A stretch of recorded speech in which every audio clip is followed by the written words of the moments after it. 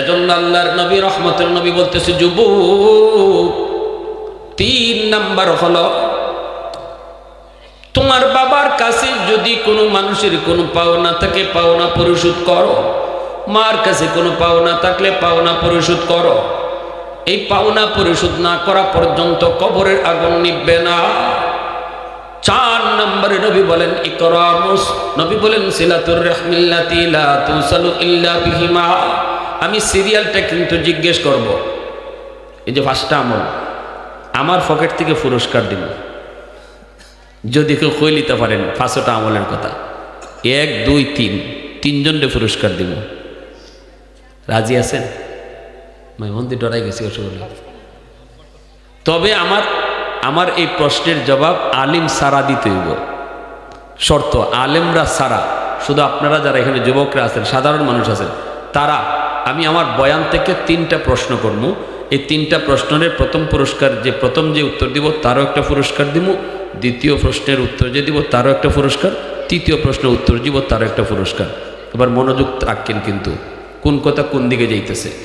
আমি বলতেছিলাম আল্লাহ রসুল কইছেন কয়টা আমলের কথা, জোর এখন কয়টা? 1 নম্বর নবী বলেছেন বেশি বেশি দোয়া কর।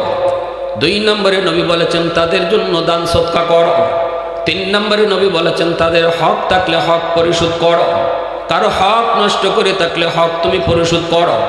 4 নম্বরে নবী বলেন সিলাতুর রাহমিল্লাতি লা তুসালু ইল্লা বিহিমা। মনোযোগ দিয়ে শুনেন 4 নম্বরটা। আল্লাহর নবী বলতেছেন যুবক তোমার বাবা দুনিয়াতে নাই, কিন্তু বাবার রক্তের মানুষ দুনিয়াতে আছে। বাবার রক্তের মানুষ হলো চাচা, বাবার রক্তের মানুষ হলো চাচাতো ভাই বোন, বাবার রক্তের মানুষ হলো ফুফু, বাবার রক্তের মানুষ হলো ফুফাতো ভাই বোন, বাবার রক্তের মানুষ হলো দাদা দাদি। এই মানুষগুলো যারা দুনিয়াতে এখনো দুনিয়ায় জীবিত রে, বাবার কবরে যদি তুমি কিছু পাঠাইতে চাও, রসুল কয় বাবার রক্তের মানুষের খোঁজ খবর নাও। যখনই তুমি চাচারে ফোন দিয়ে কইবা চাচা তুমি কেমন আছো, রসুল কয় যেন বাবার কবরে তুমি ফোন লাগাইছ। চাচা তো ভাই, ফুফা তো ভাই, তারা তো তোমার বাবার রক্তের মানুষ, তাদের খোঁজ খবর তো যখনই তুমি নিবা। আল্লাহর রসুল কই বাবার কবরে খেদমত পাঠানো হবে। চাচারে তুমি একটা লঙ্গি কিনে দিছো, রসুল কয় যেন বাবার কবরে বাবারই তুমি লঙ্গি ফরাইছো। আল্লাহু আকবার জোরে কও। ফুফুরে তুমি একটা শাড়ি কিনে দিছো, বাবার কবরে খেদমত তুমি পাঠায়া দিছো। কারণ বাবার রক্তের মানুষ যারা দুনিয়াতে জীবিত তাদের খেদমত করলে বাবার কবরে খেদমত পৌঁছে যায়। মা দুনিয়াতে নাই, কিন্তু মার রক্তের মানুষ দুনিয়াতে আছে। যেমন নানা আছে, নানি আছে, চাচা তো নানা নানি হোক, আপন মামা আছে, মামা তো ভাই বোন আছে, খালা আছে, খালা তো ভাই বোন আছে। এরা হলো তোমার মার রক্তের মানুষ। এই মার রক্তের মানুষগুলোর সাথে তুমি খোঁজ খবর রাখো, তাদের সাথে সম্পর্ক রাখো। নবীজি বলেন যখনই মা রক্তের মানুষকে তুমি খেদমত করবা, মা রক্তের মানুষের তুমি খোঁজ খবর নিবা, তাদের সুখে দুঃখে তুমি পাশে থাকবা, সাথে সাথে মার কবরে আল্লাহ খেদমত পৌঁছায় দিব। মার বোন খালা ফোনটা দিয়া কইছো খালা, খালা তুমি কেমন আছো? আল্লাহ নবীর বাসায় যেন খালারে না কবরে মারে তুমি ফোন লাগাইছো। আরো আসতে বল সুবহানাল্লাহ। মার কবরের জন্য তুমি ফোনটা লাগাই কইছো মা তুমি কেমন আছো। এটা আমার নবীর কথা, বিশ্বাস হয় না? তাহলে আওয়াজ দেন না কেন? বিশ্বাস হয় না? কথাটা কার? নবীর কথা। কথা কার? আমার নবীর কথা। এজন্য বলি একটু মন দিয়ে শুনেন, মা বাবা দুনিয়াতে নাই, অথবা মা নাই বাবা নাই, তাদের রক্তের মানুষ কারা দুনিয়াতে আছে এদের খোঁজ খবর নিতে হয়। আমি তো বলি এখন তো আলহামদুলিল্লাহ অনেক সহজ, এখন তো কারো বাড়ি করে গিয়ে খোঁজ খবর নেওয়ান লাগে না। মোবাইলে আমাদেরকে যেমন কিছু ক্ষতির মধ্যে ফেলাইছে, কিছু লাভও আছে। মোবাইলের মাধ্যমে আমি আপনি আত্মীয় স্বজনের খোঁজ খবর নিতে পারি। আমি বলবো একটা ডায়েরি করেন, ডায়েরির মধ্যে আপনি আত্মীয় স্বজনের নাম লিখেন, নাম লিখে ডাইন পাশে নাম্বার লিখেন, নাম্বারটা লিখে আপনি রাখেন। উপরে লিখেন আমি তো 1 সপ্তাহ প্রতিদিন না পারতাম না, সপ্তাহে একদিন এই নাম্বারগুলোতে ফোন দিয়ে খবর নিব, অথবা 15 দিন পর পর এই নাম্বারগুলোতে ফোন দিয়ে খবর নিব। আপনি 15 দিন পর মোবাইলে কিছু টাকা ঢুকাইয়া এই নাম্বারগুলা নিয়ে আপনি ফোন দিয়ে বলতেছেন, খালা, মামা, খালা তো ভাই বোন, নানি আছে, নানা আছে, খালা তো বোন আছে, খবর নিলেন। এরে ভাই, ফোন দিলে আপনি তার কাছে ফোন দিয়ে বালাবরা জিজ্ঞেস করলে আপনার কাছে টাকা পয়সা চাইতো না, ঠিক না নি?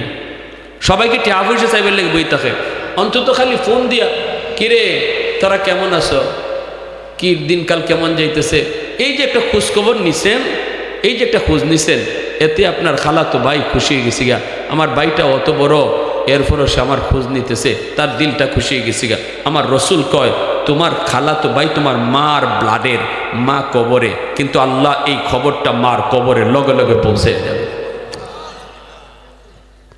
মার কবরে শান্তি পৌঁছে, খালা তো ভাই খালার দিলটা খুশি, এদিকে কবরে মার দিল খুশি। আল্লাহু আকবার। 4 নম্বরে 5 নম্বরে আল্লাহর নবী বলেন, ইকরামু সাদিকিহিমা মিন বাদিহিমা। 5 নম্বরে নবী বলেন, মা নাই বাবা নাই, কিন্তু তুমি দেখো মার বন্ধু বান্ধব, মার বান্ধবী দুনিয়াতে কারা আছে? বাবা দুনিয়াতে নাই, কিন্তু বাবার বন্ধু বান্ধব কারা আছে দুনিয়াতে? বাবা কাদের সাথে চলতো?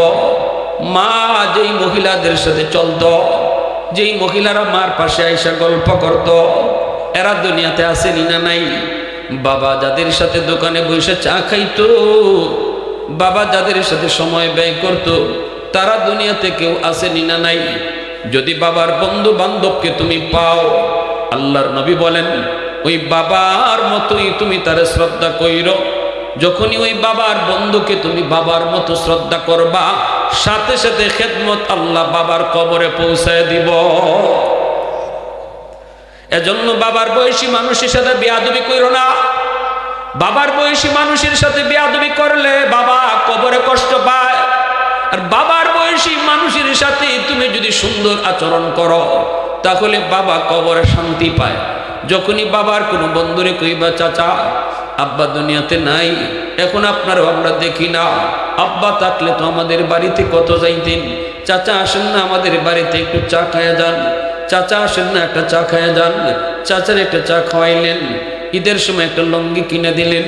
আল্লাহর নবী কই, যুবক, যেন বাবার কবরে তুমি বাবার এই লুঙ্গি পরায়া দিছ। এই কথাটা আমার নবী আরো সুন্দর করে বুঝাইছেন। নবীজি একদিন আম্মাদান আয়েশা সিদ্দিকা রাদিয়াল্লাহু তাআলা আনহাকে নিয়া নবীজি খাইতে বসছেন। নবীর সামনে অনেকগুলা রুটি। আল্লাহর নবী রুটিটা দেখা নবী খাইতে পারেন না। নবীজির চোখ থেকে দর দর করে পানি পড়ে। আল্লাহর নবী কান্দেন। আম্মাদান বলতেছেন, নবী গো আপনি কান্দেন কেন? নবী বলতেছেন, আয়েশা, তোমরা আমার সুখের দিনের স্ত্রী, কিন্তু আমার খাদিজা ছিল আমার দুঃখের দিনের স্ত্রী। আমার খাদিজার সামনে আমি কোনোদিন এতগুলো রুটি নিয়ে হাজির করতে পারি নাই। আজকে তোমার আমার সামনে এত রুটি, এই রুটিগুলি দেখে আমার খাদিজার কথা মনে পড়ে গেছে গো। কেমনে খাই, কেমনে খাই, যাও একটা রুটি আমার খাদিজারে দিয়ে আসো।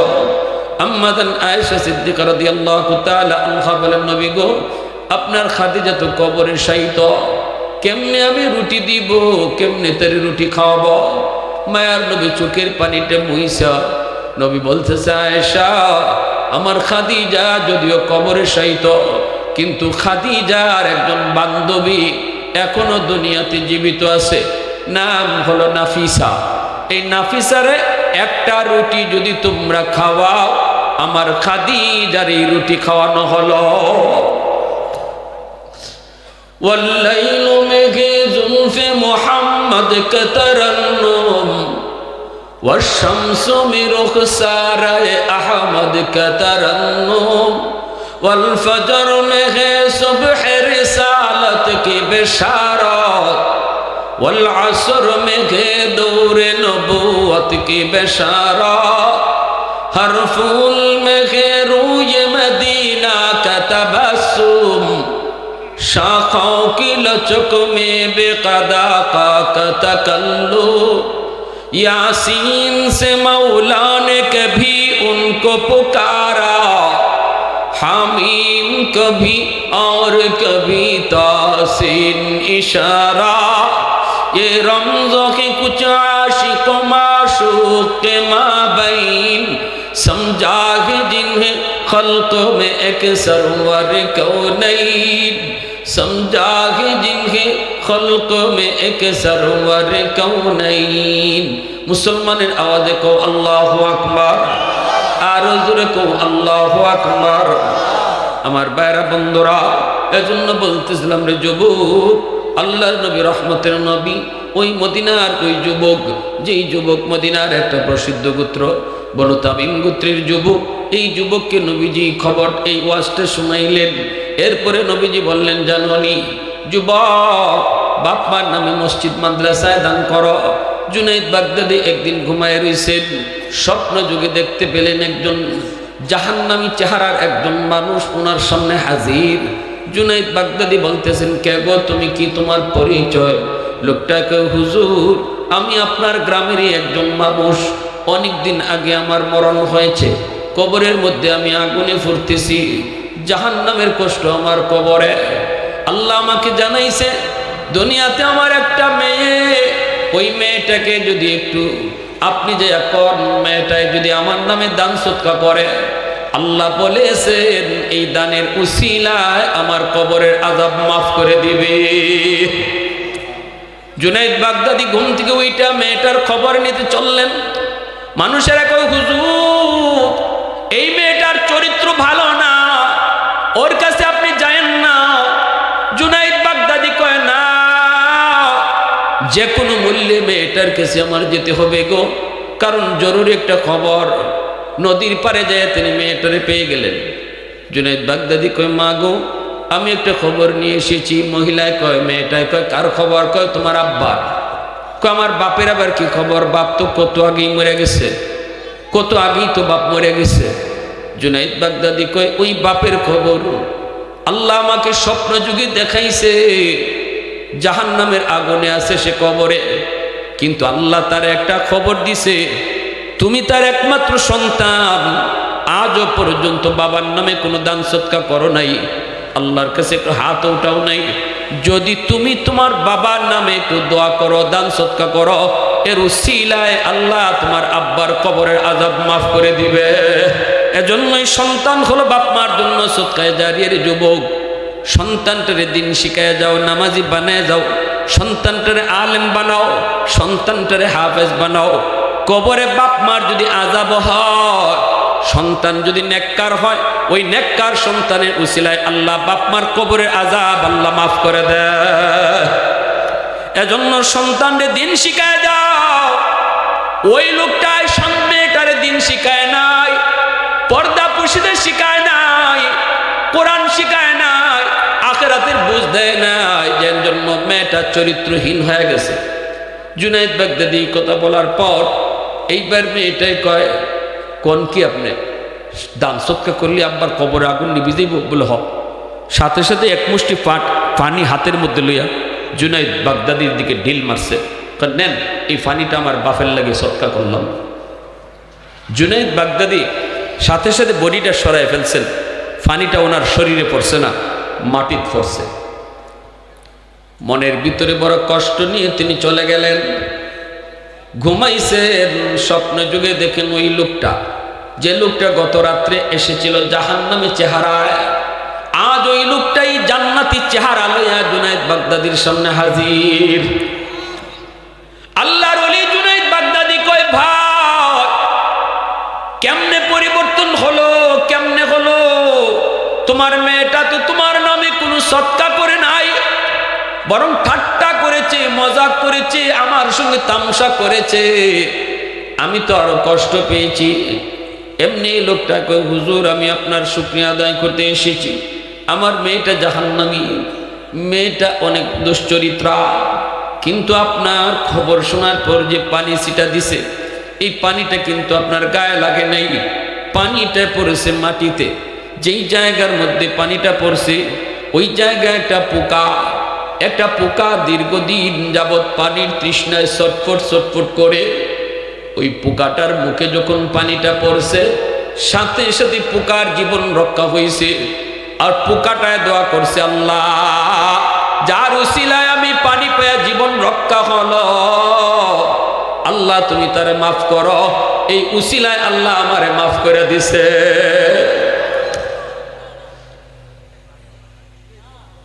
সন্তান দান করছে না, কিন্তু উসিলা বানাই দিছে আল্লাহ এই ছোট্ট একটা পোকার দোয়াকে। সুবহানাল্লাহ, জোরে বলেন।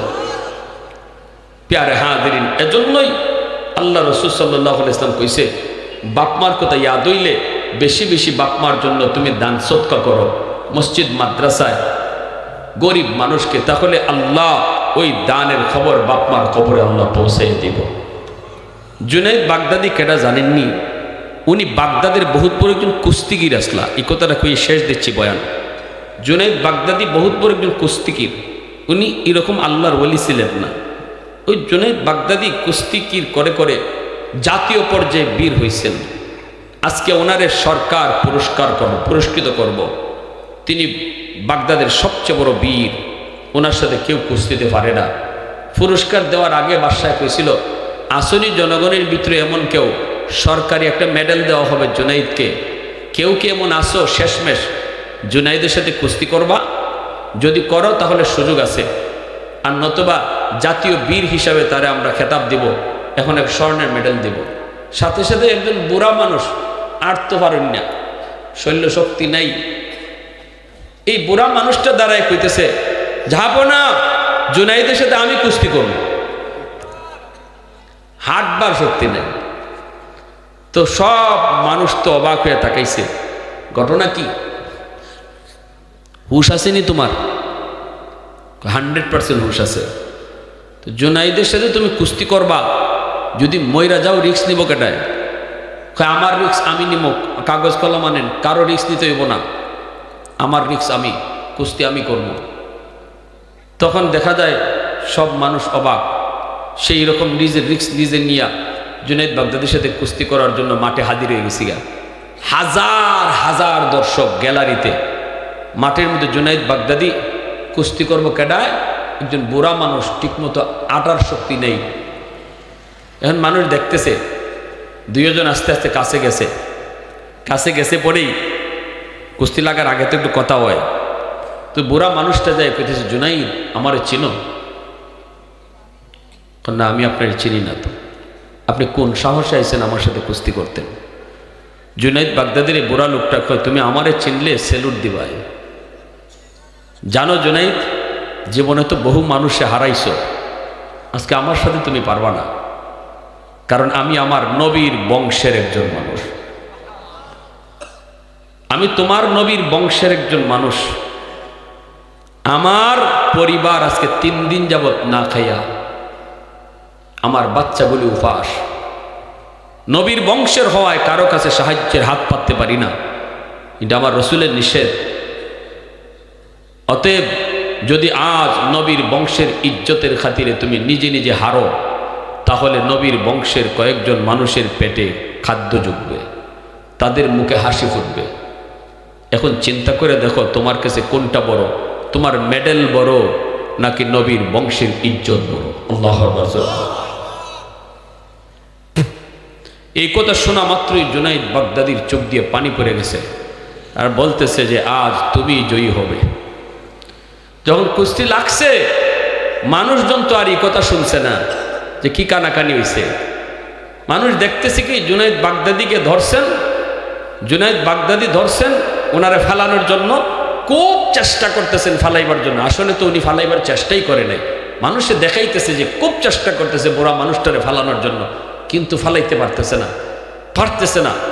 হঠাৎ করে বুড়া মানুষটা খালি আস্তে করে এমনি এরম করছে, জুনাইদ বাগদাদি একদম ধপাস দিয়ে মাটিতে পড়ে গেছে। আর ওই বুড়া মানুষটা বুকে উঠিয়া বলতেছে, এই যে দেখেন আমি জয়ী। সেদিন হাজারো লক্ষ মানুষ অবাক হলো যে এই বৃদ্ধ মানুষটার গায়ে শক্তি, কোন সে অদৃশ্য শক্তি। মেডেল দিতে বাধ্য হলো, সরকারি মেডেল, নবীর বংশের ওই বৃদ্ধ মানুষটারে।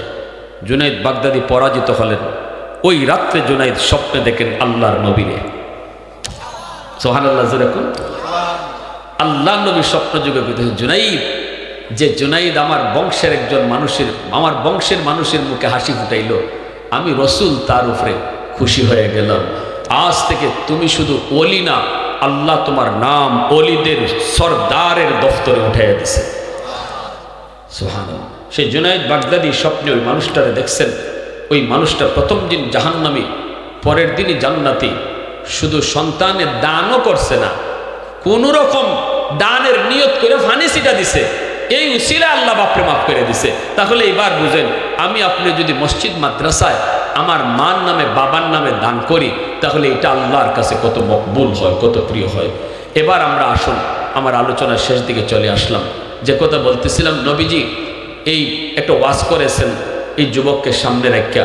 আমি 3টা প্রশ্ন করব, 3 জনে জবাব দেবেন। প্রথম প্রশ্নটাই হলো, যে জবাব দেবেন হাত তুলবেন। আগে হাত তো হয়তো কয়েকজনে তুলবেন, এর ভিতর থেকে আমি যারে বলবো যে আপনি বলেন, আপনি বলবেন। সবাই প্রথমে জবাব দেবেন না, প্রথম আমি যারে বলবো তিনি হাতটা তুলবেন। সবাই রেডি আছেন তো? আলহামদুলিল্লাহ। সবাই প্রস্তুত? হ্যাঁ। প্রথম প্রশ্নটা, নবীজির দরবারে যে যুবক আসছে, মা বাবার নামে খেদমত, বাপমার কবরে খেদমত পাঠাইতো, কেমনে পৌঁছব, কেমনে পাঠাইব?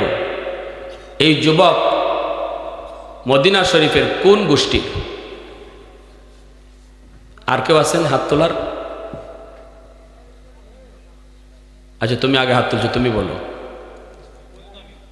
বনু তামিম। মাশাআল্লাহ, জবাব সঠিক। আল্লাহু আকবার, জোরে বলেন। মদিনা শরীফের প্রসিদ্ধ গোত্র বনু তামিম। তোমার নাম কি? পারভেজ। পারভেজ আমার বয়ানের প্রথম পুরস্কার নিয়ে গেল। আল্লাহু আকবার, জোরে বলেন। 2 নাম্বার, আল্লাহ রসুল যে ওয়াজটা করলেন, আমল দিলেন 5টা আমল, একদম সিরিয়াল বাই সিরিয়াল বলবেন। না, তুমি যে একটা পারছো আর না, সিরিয়াল বাই সিরিয়াল কয়জনে পারবেন? কজনে হাত তুলছ? তুমি তুমি তুমি তুমি 4টা হাত উঠছে, 5জনে হাত উঠেছে। তুমি পারবা। তুমি প্রথমটা যখন পারছো একটা পুরস্কার নিয়েছে, তুমি 3টাই লিয়ে দিবা। বলো, সামনে যে আছে সেই বলো, তুমি দাঁড়াও। দোয়া করা, দান সৎকা করা, ফিরে দেওয়া, হক ফিরে দেওয়া,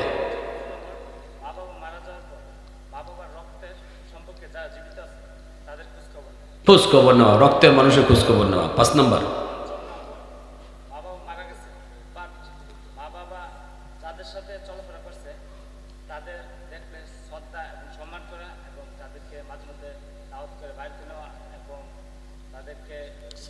ঠিক আছে, ঠিক আছে, এইটাই। আলহামদুলিল্লাহ, মাশাআল্লাহ বলেন, মাশাআল্লাহ। 500টা কথা একদম সিরিয়াল মতো সে বলছে। মাশাআল্লাহ কইবেন না? আলহামদুলিল্লাহ। তোমার নাম কি? মোহাম্মদ ইসমাইল। 2য় প্রশ্নের জবাব সঠিক। 3য় প্রশ্ন, আল্লাহ রাসূল সাল্লাল্লাহু আলাইহি ওয়াসাল্লাম বলছেন, নবীজি বলছেন, মা বাবা যে দোয়াটা আল্লাহ শিখাইছেন বাপমার জন্য, আল্লাহ শিখাইছেন, এই দোয়াটা আরবিতেও বলবেন, বাংলাও বলবেন। কে আছে? তুমিও না, তুমিও না, 2জন বাদ। বাপমার জন্য যে দোয়াটা আল্লাহ শিখাইছেন, এই দোয়াটা আরবিতেও বলবেন এবং অনুবাদ করবেন। দাঁড়ান। ওয়ালাইকুম সালাম। হ্যাঁ, মাশাআল্লাহ, আরবিটা হয়েছে, অর্থ কম।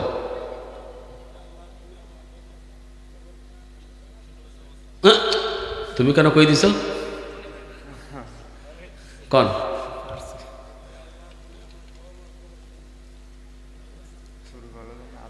না, হয়েছে না, অর্ধেকটা হয়েছে, অর্ধেক। যাও তুমি, দাঁড়াও দাঁড়াও দাঁড়াও দাঁড়াও।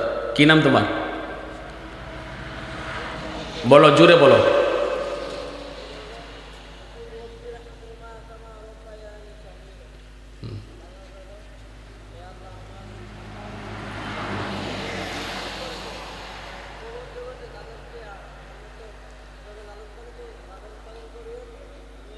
বুঝি নাই, গাড়ির আওয়াজে বুঝি নাই, একটু আবার কো, আজ্ঞায় কো, অর্থটা কো।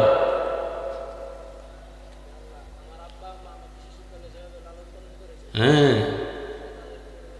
মাশাআল্লাহ, হে আল্লাহ, শিশুকালে আমার আব্বা আম্মা আমারে যেভাবে লালন পালন করছে, যেভাবে মায়া করছে, তুমি আমার বাপ মারে কবরে এইরকম মায়া করো। সুবহানাল্লাহ জোরে বলেন।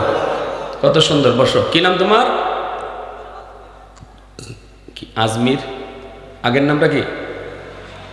আচ্ছা আচ্ছা, মাশাআল্লাহ, বসো। আলহামদুলিল্লাহ। কি আপনারা খুশি হয়েছেন? সবাই খুশি? আলহামদুলিল্লাহ, আল্লাহ কবুল করো, মঞ্জুর করো। এবার আও, তোমরা তিনজনের তিনটা পুরস্কার আমার তরফ থেকে। কি দেবো? আমি তো জিনিস আনছি না, আমার তো দিতে হইব টাকা। ওই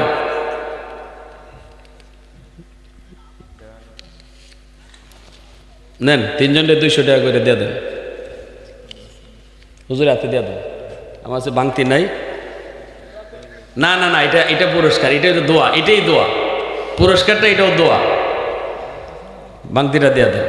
দুরূদ শরীফ পড়ি। আল্লাহুম্মা সাল্লি আলা মুহাম্মাদ ওয়া আলা আলি মুহাম্মাদ কামা সাল্লাইতা আলা ইব্রাহিম ওয়া আলা আলি ইব্রাহিম ইন্নাকা হামিদুম মাজিদ। আল্লাহু